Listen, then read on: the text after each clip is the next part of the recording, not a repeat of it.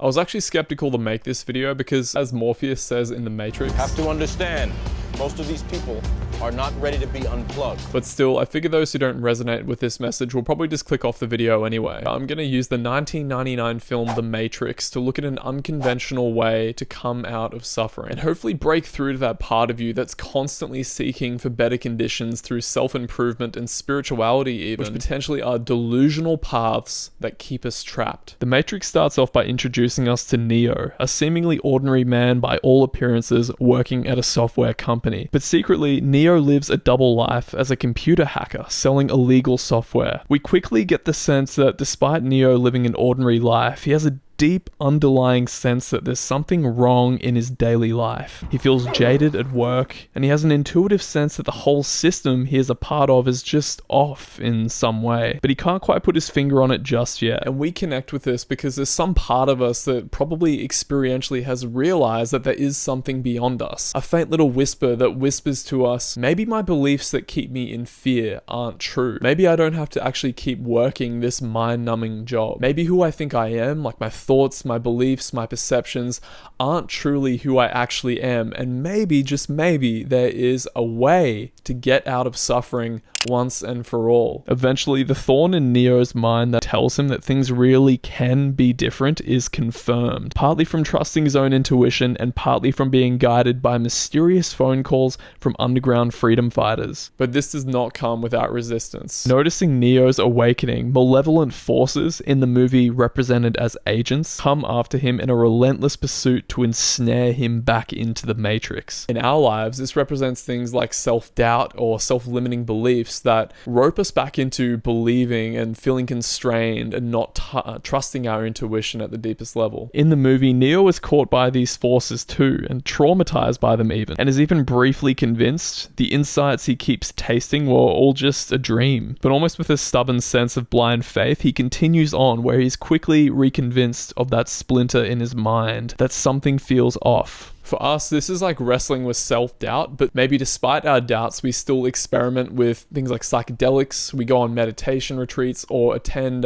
personal development workshops, all in effort to discover that intuitive sense that maybe I don't actually have to suffer as much as I currently am in this lifetime. Eventually, Neo finally meets his guide toward awakening from the Matrix, Morpheus, and is given a choice, taking a blue pill to return back to the Matrix, the dream world that he was originally a part of, and to forget what's happened like it was a dream and carry on like nothing ever happened, or to take the red pill where he will discover the deeper truth of experience, what the Matrix really is, what he finds out to be a computer-generated system created by AI, which utilizes human condition of suffering to generate power for the AI machines to thrive.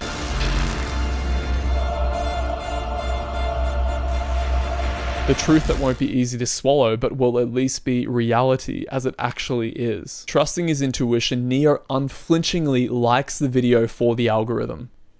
Takes the red pill and begins his journey toward awakening and truth. For us, this represents a turning point where we can no longer deny trusting that things really can be different. We've got full buy-in now, whatever that means, we just don't know, but we're willing to surrender and trust that there is something that will ultimately funnel us toward a spiritual awakening. We know the process may be filled with a lot of doubt and suffering, but we sort of trust and begin our psycho-spiritual journey with a faith that begins to take over us. What I'm now going to argue though is most of us are very confused about what truth actually is. What does it mean to wake up from the Matrix, to see clearly and be free from suffering, and to have a profound shift into the way that we perceive our identity? I'm going to argue that self-improvement and even spirituality is actually a delusion that keeps us ensnared from an authentic, true awakening, which Neo archetypically actually goes through in the movie. Utilizing advanced software, Neo undergoes a radical upgrade to his conscious experience, having now been freed from the Matrix. I know Kung Fu.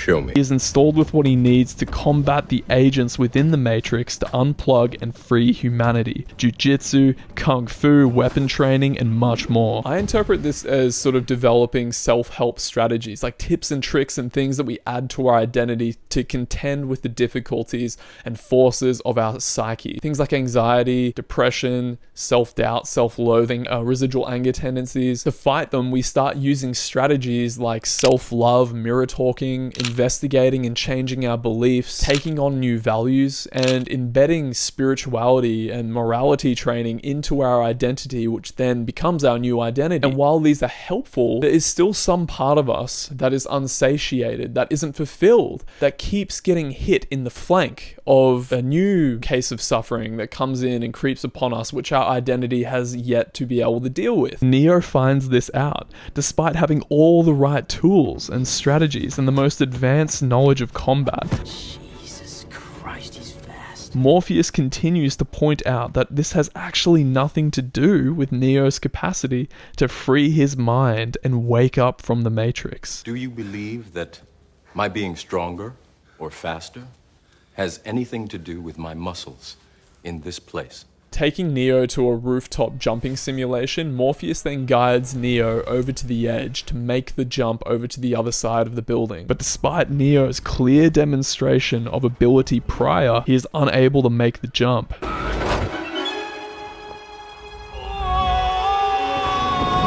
But something subtle occurs here. Neo's noticeably long jump shows us that he does indeed have an experiential glimpse of something deeper. Otherwise, he just would have fallen flat. Yet there is still something he's unable to tap into, which leads him to only make it halfway. He has 1 foot into full surrender to freeing his mind, and 1 foot out. You have to let it all go, Neo. Fear, doubt, and disbelief. Free your mind. And we might notice this sort of yo-yoing in our own experience. Maybe you've had that experience of being atop a mountain and seeing a beautiful mountainscape and being in absolute awe. That feeling of not needing to do anything, of complete surrender and non-resistance to whatever's occurring, no matter how unpleasant that it is. That maybe there's nothing you actually really have to do other than surrender to the riptides and pulls of emotions and situations occurring with no resistance at all to emotions, thoughts, and life challenges. But some part of us still wants to remain in the Matrix, to resist experience with brute force will and try and change something about what's actually happening. Let me out! Let me out! I want out! Anxiety, social anxiety, depression, anger. We feel that if we just incorporate the right strategy, we just get the right teaching, the right pointing, then ultimately we can then posture ourselves differently. That will make us feel better, and then we will be happy. We're constantly seeking, much like Neo struggles with in the Matrix. Although he has all the skills, he still falls, and as do we, despite having all of the self-improvement strategies. Suffering still finds a way to creep through our identity structures and find a weak spot, which then cripples us. When we think we're running high, having just gone to and attended a self-improvement workshop, download a new software into our minds, we're ultimately again setting ourselves up to fall when inevitably suffering creeps its way in and kicks us in the shins once again in a weak spot that our identity can't compensate for. So what do? We continue to build more and more and more identity structures. We're trying to plug all the holes of suffering that none can get in, but it still always finds a way. Toward the end of a movie, in a grand finale, Neo finds himself running from the agents as the agents continue to thwart their plans. Right as he's about to enter the room to escape and grab onto the life raft that will teleport him back outside of the Matrix, an agent waits at the door for him and shockingly puts an end to him. This part of the movie is amazing to me because it represents the death of the self that constantly is trying to resist experience. Neo has tried absolutely every avenue to relinquish himself and others from suffering and become the one. He even put up quite an amazing fight and won against one of the agents, Agent Smith, but still, the agents are like hydras, never ending, always finding another way to resurface and get at him. And Neo's death is a testament to this. That any resistance to surrendering, and trying to latch on to new identity after new identity. Ultimately, we're shooting ourselves in the foot through self-improvement by doing this. While it may provide temporary and even long-lasting relief in the form of success, validation, ultimately it's fleeting, and again we're met with a new foe, whatever it is: anxiety, anger, depression, a divorce. In this case, Neo finally learns the hard way and gets shot in the chest, where he metaphorically dies, helplessly slumping and being brought to his knees. He's gone.